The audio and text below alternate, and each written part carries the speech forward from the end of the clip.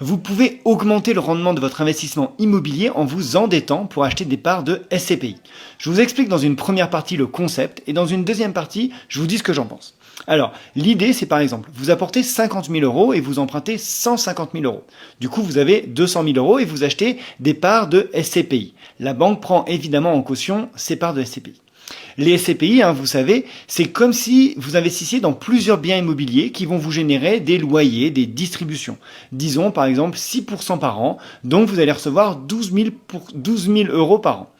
Avec ces 12 000 euros, vous allez rembourser votre emprunt amortissable, disons, à 4,3%. Et donc, au bout de 20 ans, vous aurez remboursé la totalité de votre emprunt et vous posséderez l'équivalent de 200 000 euros de part de SCPI, alors que vous n'avez investi que 50 000 euros au départ. C'est la magie de l'effet de levier. Un des avantages, c'est que en plus, vous pouvez déduire de vos revenus locatifs des distributions, les distributions des SCPI, la charge des intérêts de votre emprunt. Donc, vous payez moins d'impôts sur le revenu. Autre avantage, les parts de votre SCPI dans 20 ans, elles auront probablement pris de la valeur. Elles ne vaudront plus juste 200 000 euros, mais peut-être, je ne sais pas, 250 ou 300 000 euros si les biens immobiliers qui sont dans la SCPI ont pris de la valeur. Autre avantage, s'il y a de l'inflation, les loyers vont augmenter, donc vous ne toucherez pas juste 12 000 euros, mais peut-être 13 000, puis 14 000, etc. Alors que votre emprunt, lui, sera toujours à taux fixe.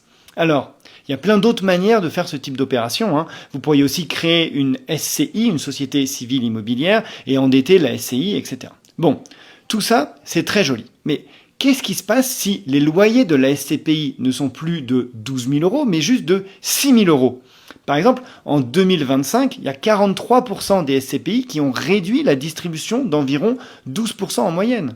Vous devrez alors payer, ou alors vous devrez vendre votre SCPI pour pouvoir rembourser l'emprunt. Mais que se passe-t-il si les parts de votre SCPI ne valent plus 200 000 euros, mais juste 100 000 euros? Par exemple, la SCPI Primo-Pierre a perdu 45% en quelques mois, et c'est pas du tout la seule. Donc oui, c'est possible de faire des effets de levier, etc., de vous endetter, mais il faut que vous ayez un patrimoine et des revenus suffisants pour pouvoir rembourser la dette, même si la SCPI ne distribue plus de loyer, de dividendes. De plus, il y a quelques années, les SCPI versaient à peu près 6% et les banques prêtaient à moins de 2%. Donc il y avait une grande différence de taux. Mais aujourd'hui, la différence est beaucoup plus faible, donc c'est beaucoup moins intéressant et beaucoup plus risqué. Allez, je vous souhaite une bonne réflexion et je vous dis à demain.